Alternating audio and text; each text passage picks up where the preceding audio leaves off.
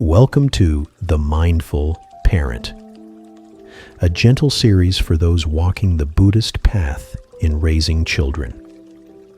In this episode, we reflect on the practice of setting boundaries, not as control, but as care. With mindfulness and warmth, we create safe spaces where our children can grow with trust, clarity, and understanding. When love feels like letting everything slide. A mother watches her child throw another tantrum at bedtime. She sighs, gives in, hands over the tablet. She tells herself, just this once. But it's not the first time, and deep down she knows it won't be the last. She loves her child deeply, and she doesn't want to be the strict parent. Yet each time she says yes when she means no, something inside her feels more uncertain, more distant. Many parents confuse being kind with being endlessly accommodating. We fear that setting limits will make our children upset, or worse, make them feel unloved. So we soften, we bend, we say just this once, again and again, until boundaries blur, resentment grows, and connection frays. But true compassion doesn't mean saying yes to everything. Sometimes it means saying no with clarity and warmth, not to reject, but to protect, not to punish, but to guide. Boundaries are not walls that push love away. They are the frame that holds love safely in place. They give children a sense of structure, safety, and deep trust. They learn not only what is okay, but that someone cares enough to gently hold the line. Today, we turn toward the quiet strength of compassionate boundaries, where love doesn't disappear when we say no, but becomes even more real. Why children need boundaries. It's easy to think that freedom makes children feel loved. We let them decide what to eat, when to sleep, how long to stay on screens, thinking that by giving them choices, we're showing trust. But what many children feel instead is not freedom, but uncertainty. A child without clear boundaries is like a small boat on open water with no shoreline in sight. At first, it may feel exciting, endless choices, no rules. But soon, the waves grow overwhelming. Without something solid to hold on to, anxiety rises. Where do I stop? Who will catch me if I fall?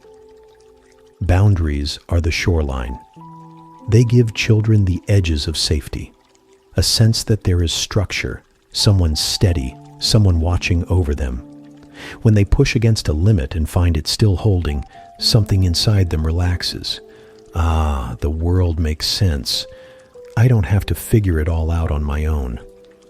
Children are still learning how to manage emotions, how to delay gratification, how to act with care instead of impulse. Without boundaries, that learning gets delayed. Without gentle guidance, they are left to trial and error, often with frustration, confusion, and unnecessary hurt. In the Buddhist tradition, compassion is never blind. It is not indulgence nor passive softness. True compassion always walks hand in hand with wisdom. Without wisdom, compassion can become attachment, fear of disapproval, or the inability to say no. When we set boundaries with clarity and calm, we are not rejecting our child. We are embodying a kind of love that sees clearly and cares deeply. We are not here to control every step, but we are here to walk alongside, and when needed, to say gently and firmly, "This is the edge. I'm still with you." And that, too, is love. Not less tender, just more wise. Boundaries are not punishment. For many of us, the word boundary carries echoes of our own childhood, stern voices, consequences, cold discipline. We may associate it with control, with something rigid and heavy, and so as parents, we swing to the other extreme, avoiding limits altogether in the name of kindness. But in doing so, we risk losing the gentle strength that true boundaries offer. A boundary is not a punishment. It is not a withdrawal of love. It is love in form, a quiet, steady shape that lets a child know, this is safe, this is not. Here you can stretch, there you may fall. A good boundary doesn't shame, threaten, or dominate. It doesn't need to. Its power comes from being consistent, calm, and rooted in care, not in fear. Imagine a garden without a fence. At first it seems free, open, but soon animals wander in, trampling the earth, eating the tender shoots before they have a chance to bloom. A gentle fence doesn't stifle the garden. It protects it. It marks a space where life is free to grow in safety. A boundary, when placed with care, does the same for a child. In the Buddhist path, loving kindness is not passive. It doesn't mean saying yes to everything or avoiding all conflict. It means showing up with presence, with steadiness, and with the courage to hold a line when it matters. Not to control, but to guide. Not to silence, but to support. When boundaries are set with anger or threat, they may force obedience, but at the cost of connection. The child listens out of fear, not trust. But when limits are held with warmth and clarity, a child doesn't just follow the rule. They feel the reason behind it. The goal is not perfection or submission. It's relationship. Boundaries, when rooted in compassion, do not push children away. They hold them with care, and in that safe holding, they learn how to grow strong. Boundaries begin within. Before we can set clear boundaries with our children, we must first understand what lives inside ourselves. So often, the difficulty in holding a limit doesn't come from the child's behavior. It comes from the emotions the limit stirs up in us. Perhaps we fear conflict. We don't want to upset our child, to be seen as the strict one, or to feel their disappointment. Perhaps we carry guilt from our own past, and saying no feels like we're being unfair. Or maybe we tie our child's approval to our own sense of worth, and when they're upset with us, we feel unsteady. When these emotions go unexamined, boundaries begin to blur. We say yes when we mean no. We make threats we don't follow through on. We bend the rules just this once, again and again. And over time, not only does our child grow confused, we begin to feel disconnected from our own inner clarity. That's why setting boundaries isn't just about what we say to our child. It's also about what we're willing to see in ourselves. We can begin by asking, what am I afraid will happen if I hold this limit? What beliefs or memories might be shaping how I respond? Am I speaking from a place of calm clarity or from a place of tension and uncertainty? When we slow down enough to notice what's really going on inside, we create space. In that space, new responses can arise, ones that aren't driven by guilt, fear, or old patterns, but by steadiness and care. And when we hold ourselves with that steadiness, our boundaries become more grounded, more natural.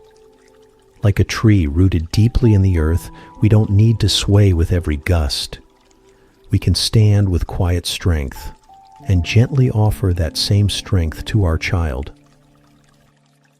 Saying no without losing connection. There are moments when a firm no is needed. No to more screen time, no to a toy at the store, no to skipping homework. But often, that one word can trigger an avalanche. Tears, shouting, slammed doors, or silent withdrawal. As parents, we may feel torn between standing our ground and holding on to connection. But saying no doesn't have to shut the heart.